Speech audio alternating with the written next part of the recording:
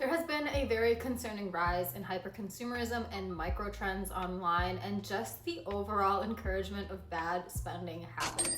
In my last video, I talked about things I'm cutting back on to limit my own consumption, but you can't just not buy anything. So in this video, I'm gonna be sharing with you things that I will continue to purchase over and over again. Hey, welcome back. I'm Iris. I talk about all things money and life tips, so follow to learn more. Books. I love reading. It's a hobby of mine. I read for pleasure, but apart from the pleasure aspect, I also read for educational purposes as well. Some people make the argument that buying books is overconsumption and a waste of space, but I highly disagree. I think owning physical media is important because you never know when your digital devices are gonna fail or when they just want to start banning books. Of course, when it comes to reading, there are ways to cut your costs around here, like buying your books secondhand or utilizing the library. But I personally like to own my own books. I like to read them over and over again and sometimes take notes, so I'll never find buying books to be a waste of money. And also, when you read for educational purposes, it also increases your own human capital, so any investment in yourself I don't find to be a waste of money. Travel. If you're gonna spend your money on anything, let it be experiences over materials every single time.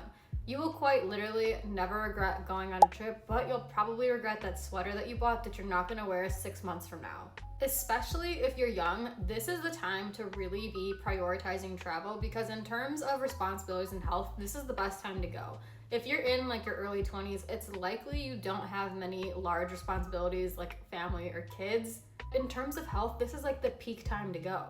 Something that we don't talk about enough is that if you put off traveling for later in life, you won't experience it the same. So like now, if I go and travel while I'm like in my 20s, I can easily go and climb a mountain and go clubbing and like experience these countries to their fullest potential. But if I wait and go till like I'm in my 60s, I'm gonna have a much harder time experiencing it to its fullest and really doing all of the adventurous and the excursions. And like travel, it doesn't have to be like big international trips, right? And I think even making the effort just to take like a road trip here and there is worth it. Healthy food. Health should always be a priority. So whenever I grocery shop, I always allow myself a bigger budget on food and I don't let myself feel guilty for spending money on more quality items. So I'll opt for like the snacks that have the cleaner ingredients, some organic produce. But I also just want to say you don't have to buy everything organic to be healthy. This is just a personal preference for me. Hobbies. I have 1,000,001 hobbies. Reading, coffee making, snowboarding, the gym. The list can honestly go on. But the thing about hobbies is they could be really expensive, especially some hobbies have a very like high, barrier of entry, something like snowboarding. But here's my thing. Hobbies make the human experience enjoyable. It makes life worth living. It's enjoyment, skill building, a sense of fulfillment. You can also find community and lifelong friends in these certain niches of hobbies. So if it's something that makes life worth living, I'll never consider it to be a waste of money. Spotify Premium. This is the one subscription that I will defend and consider to be essential. I love music. I quite literally listen to music every single day of my life. But also too, Spotify gives more value than just music. You're also getting access to podcasts and audiobooks. This is something that I don't see myself not ever paying for. A gym membership. Honestly, this one's controversial and I can understand why because I do agree that you can get a really good workout in for free in the comfort of your home. I mean, there's a ton of YouTube tutorials. You could run outside. You can easily be fit for free at home. Honestly, fitness is a really big part of my life. I've been working out for like consistently in the gym for like almost 10 years now, and I don't think it's something that I'll ever stop doing. It's honestly become a lifestyle for me. And unfortunately, one of the things that I have learned about myself is I really like the aura, the ambiance of a gym. It really encourages me to get through my workouts. Like for some reason, if I'm in a gym and I see other people working out, it also makes me want to work out. And also the pressure of getting through my sets because someone's waiting for my machine really motivates me too. Like if I know that someone's probably waiting to get on the Smith machine, it gives me like a sense of urgency to hurry up and finish my sets. But when it comes to a gym membership, I'm certainly not buying like a luxury gym, the most expensive gym membership, but I do like a nicer gym that has everything that I need. This one's another controversial one, coffee. I want to preface this by saying I don't drink Starbucks. I don't even really get coffee outside anymore, but I do make coffee at home.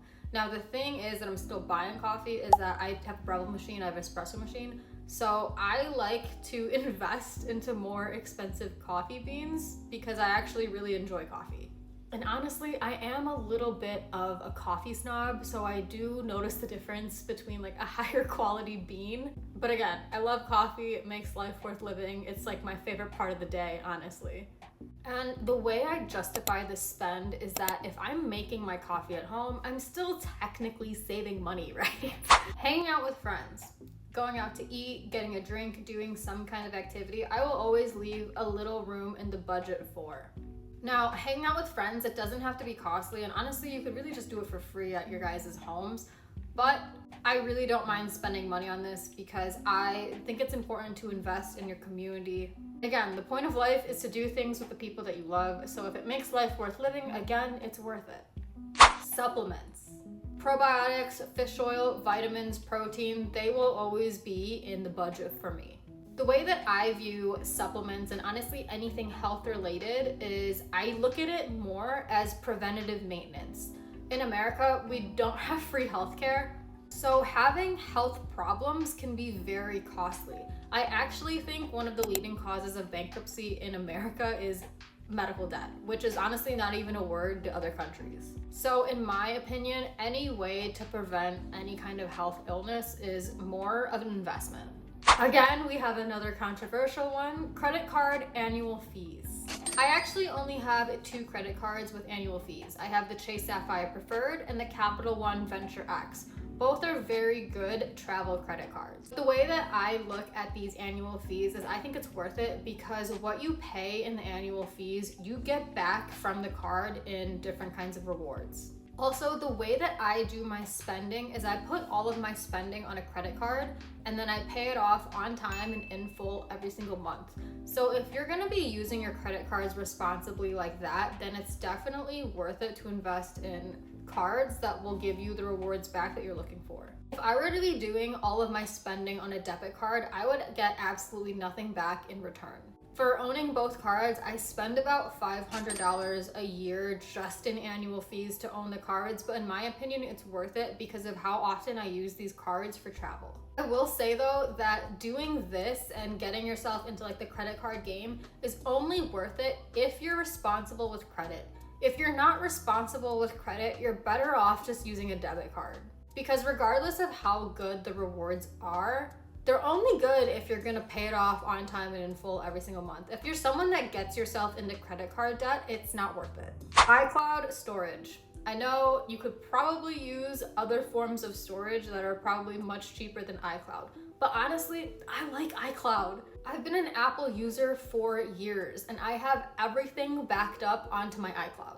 I also just love the Apple ecosystem and I refuse to learn any other system. I love how seamlessly all of my Apple devices just come together. I love the Apple ecosystem. I refuse to learn another way of living.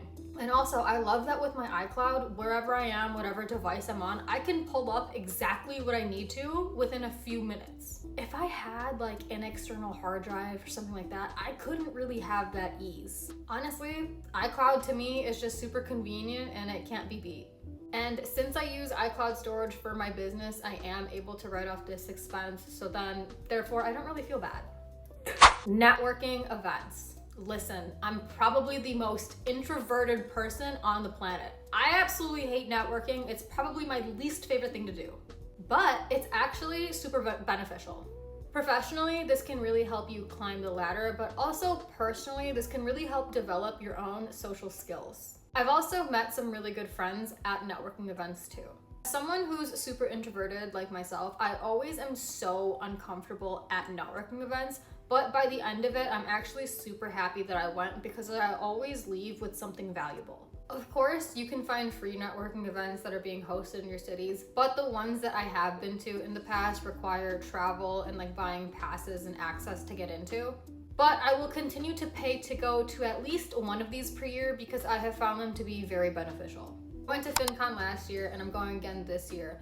but I learned so much just from bouncing ideas off from creator to creator. I also met a lot of brands, and just the relationships that I built from just going to that one conference was enough for me to continue to say that I will always go to at least one networking event a year. Last year was my first time going, and I was super nervous to go. That was my first networking event ever.